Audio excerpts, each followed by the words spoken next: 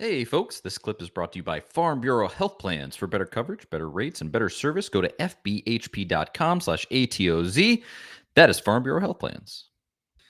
Tennessee lost out by losing to Auburn. They lost out on the double bye in the SEC tournament. They're a fifth seed behind Mizzou, who they barely lost to on a half-court heave.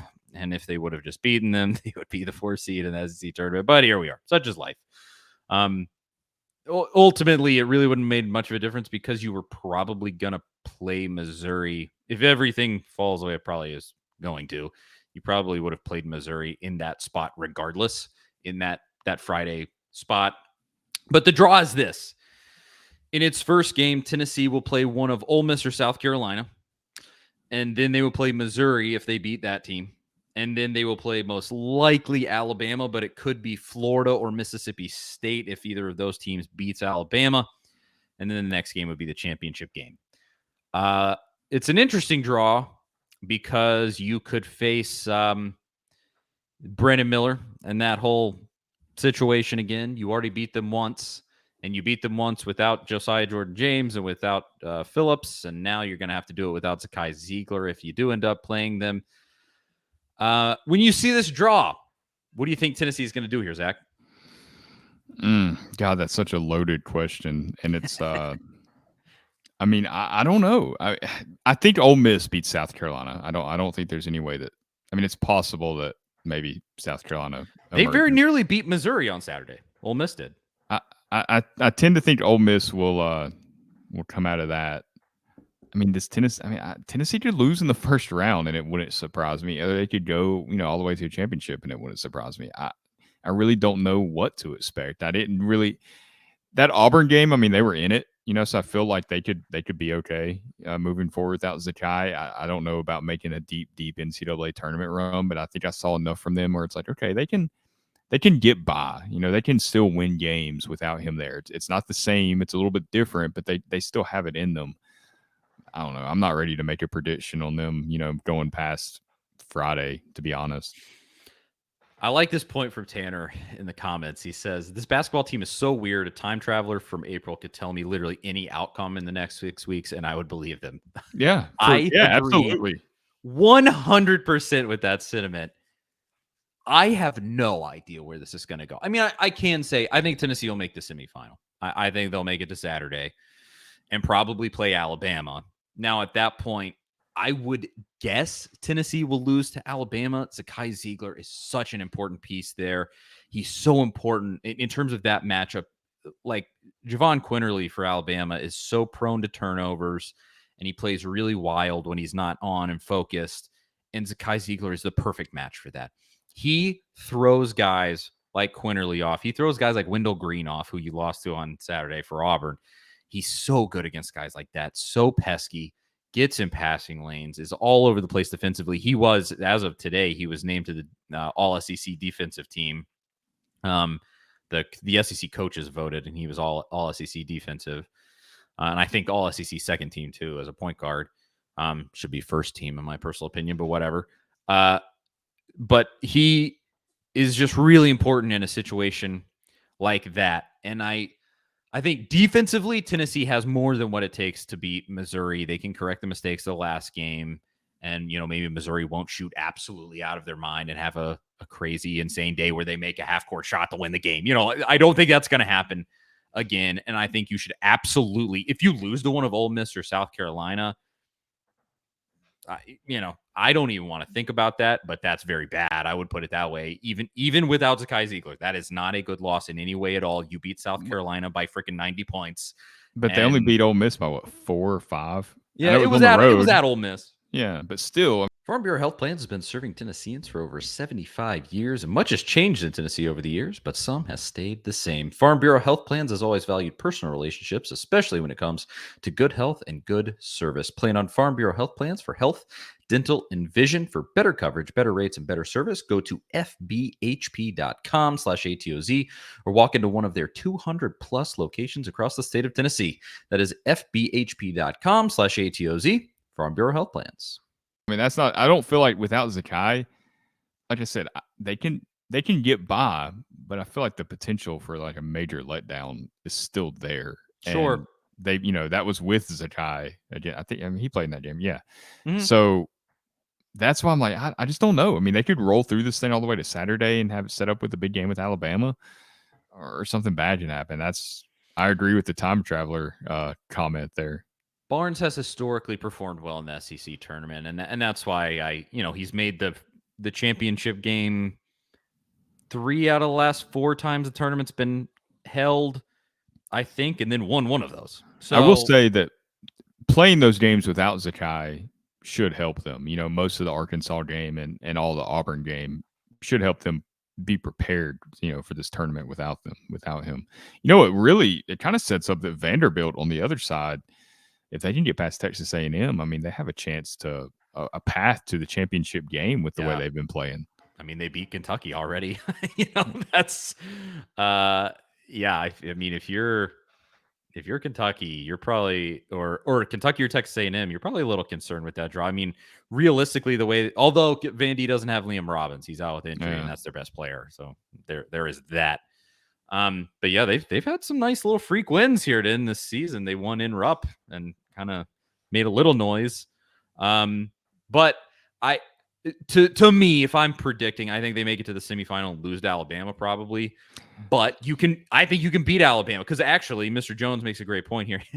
He mentioned what he mentioned last week. He says Jemai Mashak needs to be Jemai March Shack here. Yes, that needs to start immediately. But then he says Mashak can defend Brandon Miller, and And you that is said that huge, huge, before. huge. You said that before. That's the key to beating Alabama. If you can kind of eliminate him, that there's nothing else. But also, I mean, Tennessee might be the only team that can really do that because of the way they play defense. Because you would True. think if it's that easy, why doesn't everybody do it and shut that guy down? But Tennessee has done it pretty much once. So, But I mean, it really is the whole game. Texas A&M did it they played Alabama in the final game of the season. They beat Alabama, and Brandon Miller had a terrible game, and Alabama lost. Like that is their game, more or less. You eliminate him from that team, they probably miss the NCAA tournament. yeah.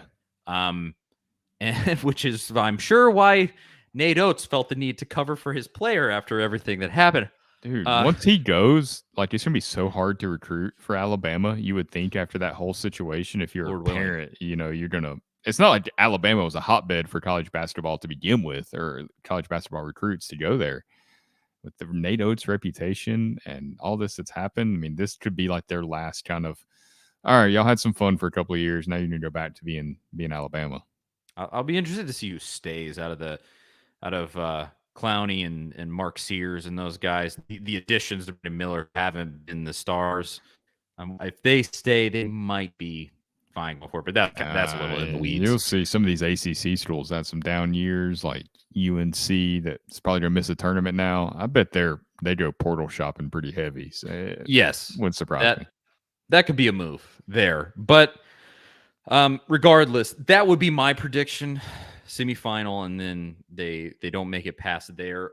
But obviously you already beat Alabama, so it wouldn't be surprising if they make it. And I think I would say this: if they make it to the championship game and play one of Kentucky or Texas A&M, I actually think Tennessee would win the title.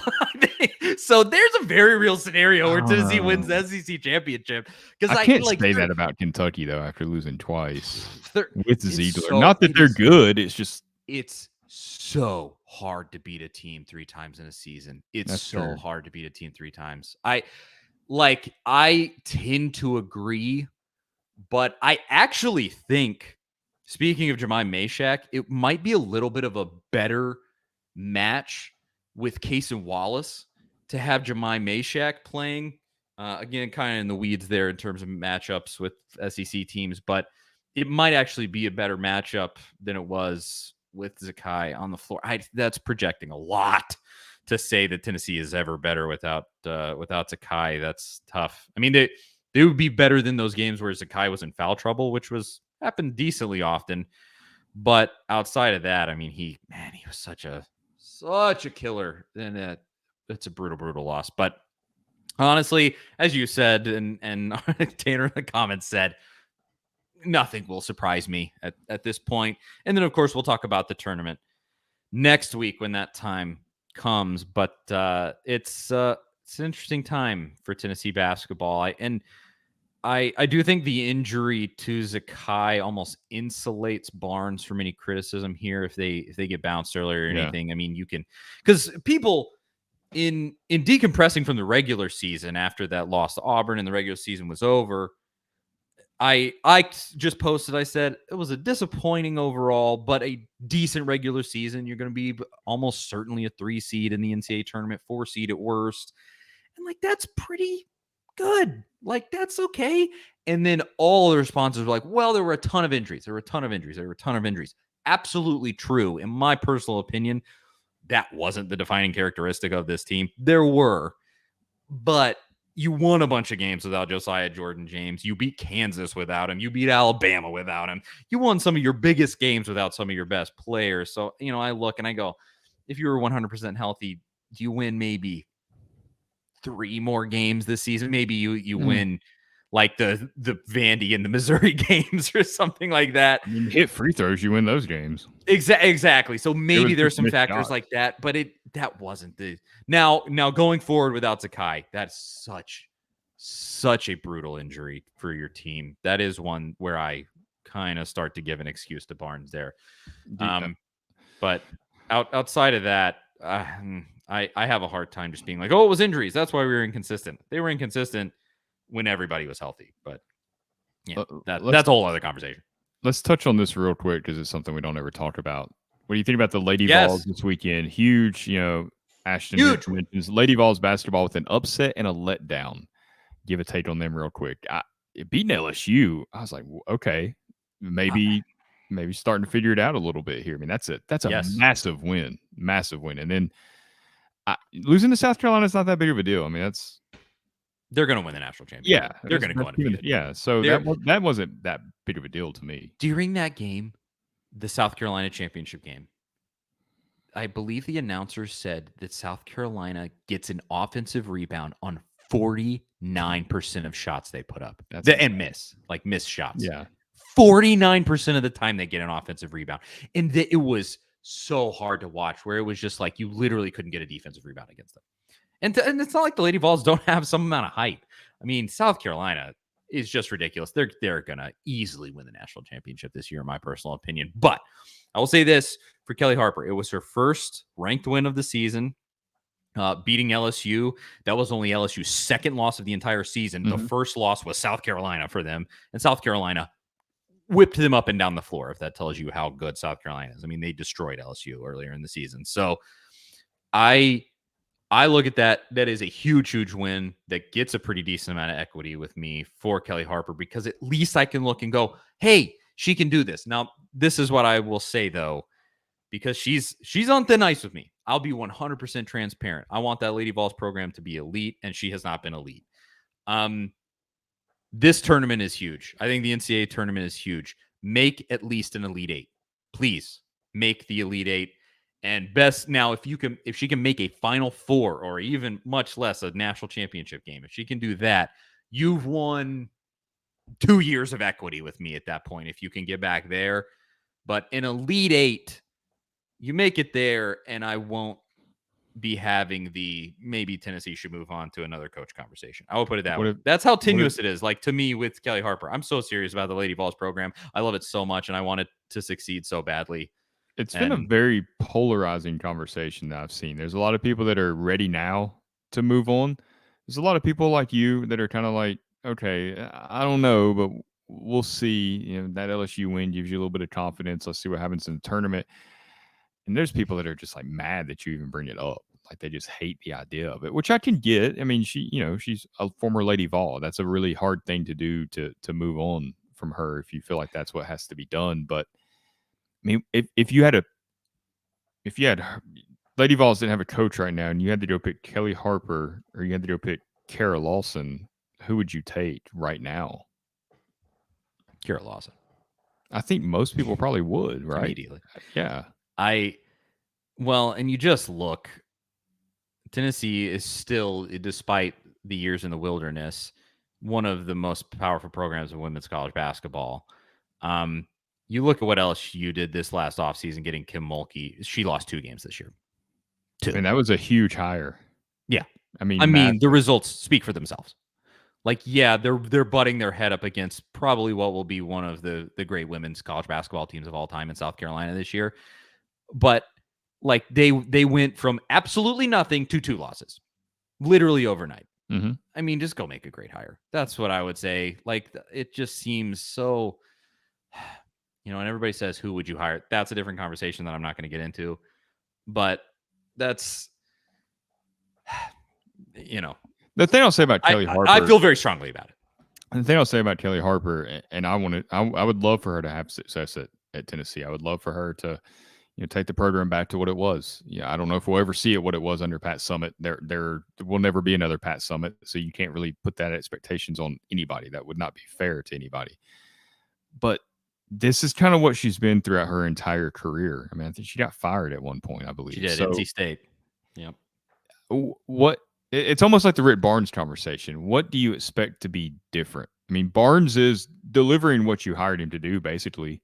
He's run a really good program. He's kept you relevant. He's given you a chance. He's won you an SEC championship. He's done pretty much what he's done his entire career, dating back to Clemson, back in the mid 90s. I feel the same way about Kelly Harper. So that's a really tough decision to make when you think about those things, because it's like, okay, it's in an okay spot, but it could be better. When do you make that decision to make it better, or to, I don't cut know. your It's losses? it's interesting that Danny White's not her AD, not the AD. Well, obviously it's her AD, but it's not the AD that hired her. Right. I don't know if that makes a difference, but honestly we'll see. As I said, It'd be this interesting how tournament, he handles it. this tournament to me is really big. If they get bounced in like uh the second game of the tournament, might have to have a conversation about that. I mean, seriously, like I don't know, but